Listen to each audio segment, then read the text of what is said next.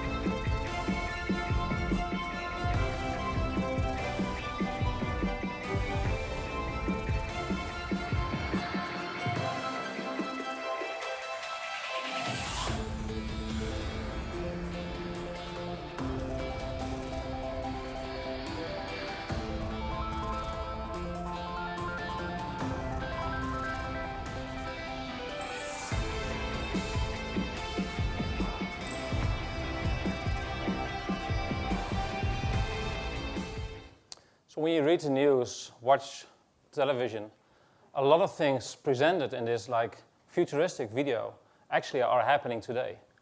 And when I showed this video to my wife, she said, I will not see this happening in real life. And she is like 40, or 40-ish, to be polite. So it is interesting. I'm really interested in this kind of technology. When we look at IoT, when you look at VR, when you look at different type of transportation. And you can ask, okay, what's the connection between Workspace and this video? And this is for sure, for many of us, indeed, not in 2020 or maybe not in 2025. Certain aspects maybe are, but not in general. So I want to step back a little bit and more feet on the ground and see what is happening today, what happened in 2010 and what's happening in 2020, so that you can plot your own plan for your own organization, for your own colleagues, or maybe for yourself, to see what is happening in Workspace 2020, 2025. My name is Ruben. Thanks for the nice introduction. I'm based in the Netherlands, as you probably can hear, not native in this area. I'm really active in the community. It's great to see VMUG over there as well. As Barry mentioned, spend a lot of time in the community with all kinds of community groups, set up a lot of community groups as well. I'm the field CTO for a company called Frame. Frame, in essence, is application delivery and desktop virtualization from the cloud, built in the public cloud. A young company, built and designed from public cloud as day one. Want to make a picture? That's fine. You get a deck as well. I think Megan and Barry, they have access to the deck, so you will get a deck. And there's some interesting content as well in the deck, especially for the people in the back of the room. Likely tougher to read, but you'll get the deck, or send me an email if you want to have direct access to the deck as well. No problem. While I'm talking about Workspace 2020, mostly about technology, I've done a lot of projects as well. My background is technology. I like technology. When you see my home lab, you understand. But in many, many projects, you should focus on people and processes and technology. And that should be in balance as well. And as a technologist, as I am, we spend a lot of time on the technology side and forget about the process and the people side. And that can be very dangerous because a lot of projects fail because it is not the right balance. That's what I see.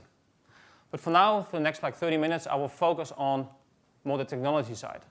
And I use this structure to explain what is happening in 2010 and what will happen in 2020. And 2010 is just a point in time in the past, and 2020 is also a point in the future. Could be 2022 as well, or 2025. A point in time for your own organization. And I will use some content to explain what happened and what is happening. And at the end, this picture will be filled in and is part of the presentation as well. So you can use this for your own internal conversation or maybe for your own understanding what is happening in this awesome space. There's never a dull moment in IT, and especially not in the workspace industry. There's a lot of stuff happening. That's why I started with the video as well. The first one is all about me, and I think Joe mentioned it earlier. What is important in Workspace? It is about me, and me is not Ruben wrestling, crawling through the mud. As an IT geek, that's something special. I'm normally not really into sports, like 2 years ago, not so much, and I stepped out of my comfort zone. And it's good to sometimes step out of a comfort zone, business-wise, personal-wise, sometimes portfolio-wise as well, to step out of a comfort zone. Because out of the comfort zone, a lot of magic things happen. Same applies here. Magic things happen. I trained a lot and did an obstacle run. And, well, it's interesting to see. But it's all about me, and not me, Ruben, but it's about us. We are the business consumers of our workspace as well. We use all kinds of technologies today to get stuff done. And focusing on us and our consumers and our colleagues is the first starting point in every workspace transformation project. Let's put it that way. That sounds really simple, is really simple, but often I don't see that as the main starting point. Quite often it starts with a technology, IT starting point, with all kinds of challenges associated with that. We ask, hey, how does the workspace in 2020 or 2025 will look like? I made some screenshots and I picked some pictures from all kinds of solutions. 2020 also could be Windows 7. There will be many organizations still running Windows 7 in 2020. That is the reality. But besides that, I also believe that the workspace of 2020 will start with me and my identity. So the role of identity management is a critical component in the modern workspace, in the workspace of 2020. I don't care if the identity service is an on-premises solution or an as-a-service solution as Azure Active Directory or VMware Identity Manager. That's like step 2 or step 3 in the conversation. I want to paint a bigger picture of what is happening in your workspace 2020, and identity in this workspace is critical because it helps me to get access, easy access to all kinds of services, because these services will come from everywhere and will enter my workspace. So it starts with me and my identity. And then all kinds of applications, mobile, web, Windows, will enter my workspace, and my data will enter in my workspace as well. This workspace should be context aware. It should know if I'm using a mobile device, Android or iOS as an example. So it should not present Windows apps running local, but it might present Windows apps running central as an example. These kind of things should be part of the modern workspace. It's great to see that VMware with Horizon 1 is exactly in that path. Look at Horizon 1 as a whole, with Identity Manager, with all kinds of application and desktop delivery solutions, with secure access, and NSX is a key component in that particular area. Talking about Workspace 2020, you could ask, hey, how relevant is Windows in this modern workspace? It's all about cloud and mobile, right? So who really cares about Windows? I wouldn't ask for raise of hands because my experience is that not so many people will raise their hand. And not because they are shy, because, well, yeah, maybe Windows is not so relevant. But let me explain that Windows is really relevant. And I'll explain that with a couple of slides like this one. In many, many organizations, mediums, small, but also enterprises, Windows is very relevant today to get stuff done, or to get shit done. Besides of web and besides of mobile. The reality is that many people, also in this audience, will use and Windows, and mobile, and SaaS or web applications. And when I look at my enterprise customers, I see that many of them are using Windows applications. And a simple explanation how relevant Windows is not only a number of 4 to 8 million, as you can see here, that's the number Microsoft produced a year or two ago. But also just a simple example. Suppose your organization or your customer's organization have in total 100 Windows applications running today as important applications.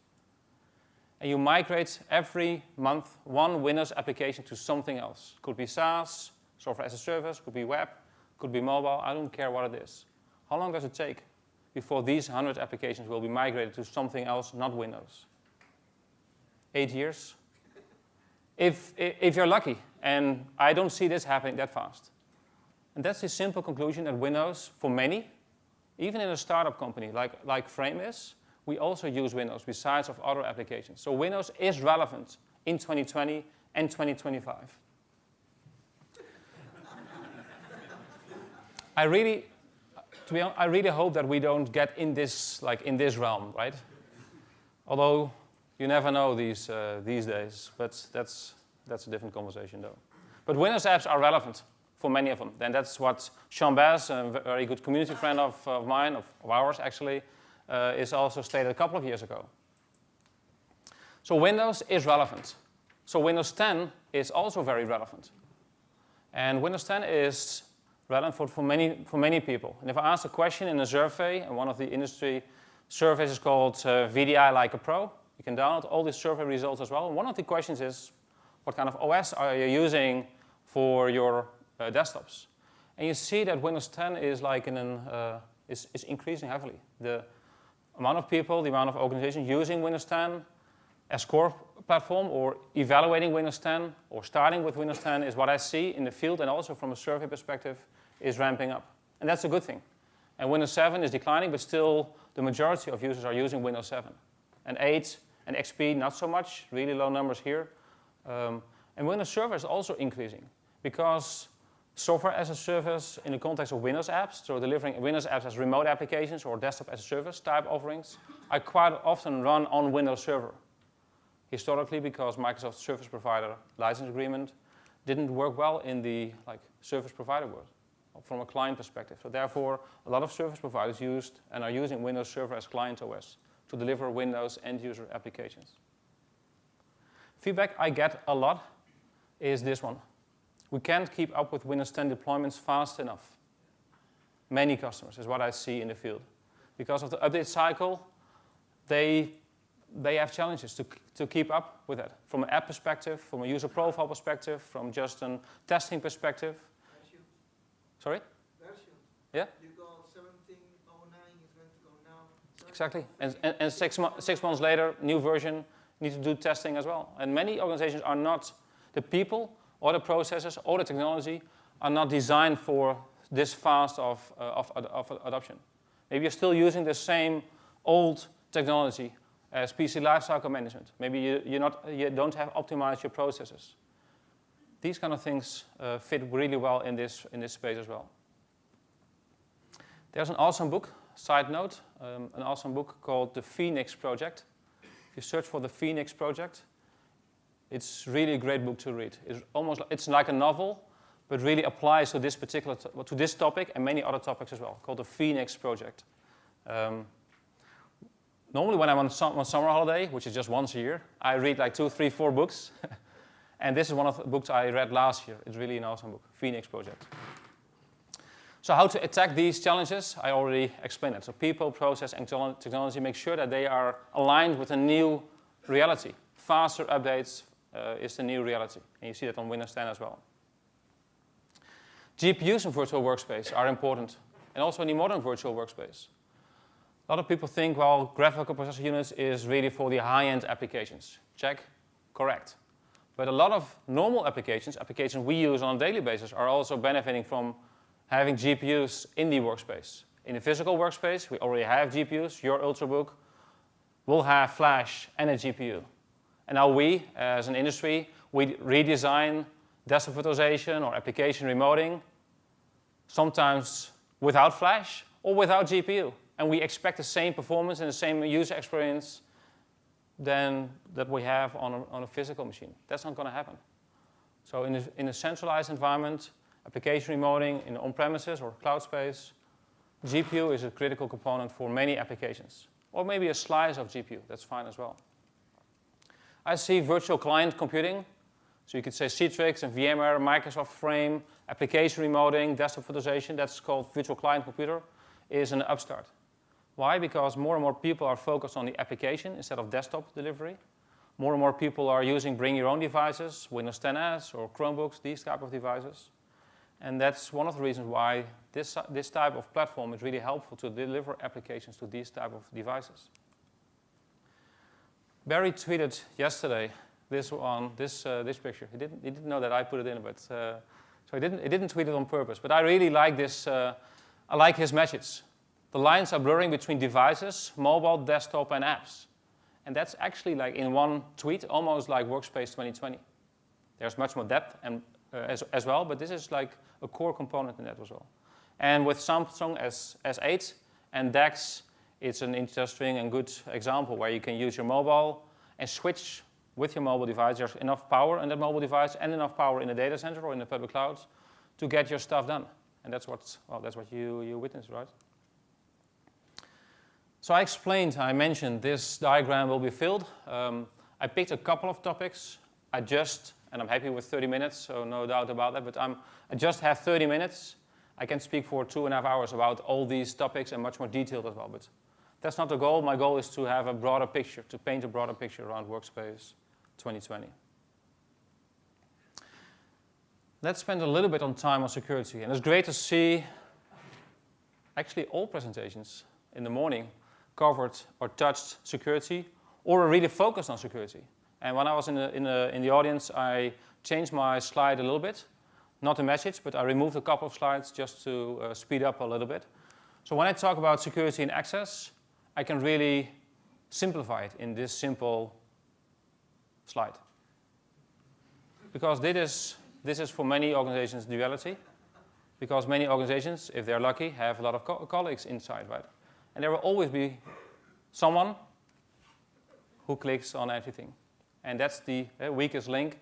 And therefore, education is important, but also different type of technology is important to handle these kind of scenarios. Another important aspect, and in the morning we spend a lot of time on the data center side. The Workspace side it's like brothers in arms. They need to team up with each other. You can have an awesome Workspace platform, but with a crappy data center solution, on-premises or hosted or outsourced or in cloud, that's not going to work. You can spend a lot of time on the data center side, shiny lights, everything awesome, and have a crappy user experience with a crappy Workspace environment. Then people will ask, hey, why do we have the IT environment in our organization? Well, these two should be in balance. And that's an art to find the right balance. But it also starts with me. And me, the business consumer, is really well connected. He understands Workspace. I can explain my father-in-law pretty well what the Workspace looks like and what it means for him. If I start talking about data center and cloud and software-defined networking and software-defined storage, probably 2 minutes, then he's okay. That's in the cloud, right? Someone else is handling that. I'm interested in what the Workspace can do for me. But I understand as a technologist, and you understand as well, that these two should be in balance. I want to spend a little bit of time on the cloud infrastructure as a service side. I picked up a couple of interesting photos. I first thought that this is really creative with Photoshop. So that was my first response. And when I tweeted about this maybe a year ago, some folks said, well, interesting Photoshop guy, something like that. And I was like, maybe it is Photoshop. Then it's still a nice picture though.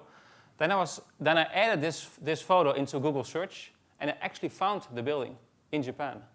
So there is someone in Japan who architected the building, and there are like many people in this nice building who probably will be networking architects for sure. And this can be a picture as well, right? So there's like, oh, pain. I can't see this, right? Like, give me your sunglasses, something like that. So this is really like, okay, this is not great. But this is in the past, right? This is not going to happen, and this is not for sure not happening in your environment, right? No, it's all software-defined, it's all virtualized, no cables, no problems, right? So in 2010, it actually was really simple. We had built your own data center. We bought servers from vendor A. We had storage from vendor B. We had storage networking gear from vendor C. We had LAN from vendor D. That's how, in the early days, that's how I designed and built data centers for many customers. That was the reality in 2010, or maybe a little bit earlier as well. In 2010, it was all on-premises. In 2010, it was NAS and SAN. In 2010, it was spinning drives. In 2010, it was virtualization and debate about virtualization. Like virtualization is great, don't be afraid of virtualization, everything will be fine. These kind of conversations happened in 2010, like 10 years, 7 years ish ago. Maybe 2010 was also the space of green IT as well. Maybe some people remember that, like the whole discussion about green IT and so on. 2020 is much more about integrated systems with reference designs or really strict reference designs, but still using 3-tier architecture. Or maybe, as Barry mentioned and Joe mentioned as well, with hyperconvergence, making sure that compute and storage are combined in smart appliances, simple appliances. So hyperconverged and system integrated, hyperconverged and converged are part of the integrated systems, as Gartner calls it. But also cloud and infrastructure as a service from Azure or from Amazon, AWS as an example, is also a reality for many organizations. And of course, it depends where you are in the where you live. Some countries are more strict or less fast in new adoption. Some countries are faster. Some people are faster. Some organizations are faster. But that's, well, look at the growth rate on the Azure side, on Amazon AWS side. Growth is much higher compared to on-premises. On-premises is much like stagnating, flat. And there's growth in hyperconvergence, as an example. I see that on a daily basis. And there's even more growth on the cloud side. Hybrid cloud is what I see happening on a software as a service perspective with Office 365. Many organizations are using Office 365 today or are migrating from on-premises to Office 365. Or not migrating at all, because there are good reasons for that, for them. Because they maybe have applications who integrate with other applications, and it cannot be migrated to the cloud, as an example. I also see, and before I joined Frame, I was in the software-defined storage space. I also see a lot of adoption of solid-state storage, so flash storage. And Barry mentioned that earlier as well, like in the vSAN as example. Flash is affordable. It's really fast, so there's less discussion or no discussion about storage and IOPS. That's a good thing. And also the use cases of using apps, backend applications on Flash is getting more and more and more because it is affordable. You get more performance, you get higher capacity, and lower cost as well. That's Intel Moore's Law happening as well on solid-state technologies. And there's quite some debate also about virtualization with VMs and containers, as Joe mentioned earlier this morning. So that's a reality happening today and will happen more and more heading to 2020. I also truly believe it's all about the app and not the infrastructure, especially in the workspace context. And I think our role as Frame, but also in general, is to hide complexity for our business consumers, for our colleagues, for the end users. And that's an art, to hide really, because IT is still complex. A lot of people think that with cloud it will be less complex. With public cloud it will be less complex. But I see that it's getting more and more complex because it is being added to the options I already have. And cloud experience, a public cloud experience, is also an art. So if you want to... So my son is 17-year-old. He's not in IT as I am in IT when I started early. But if I need to give an advice to friends or younger people and ask, hey, what should I do in IT?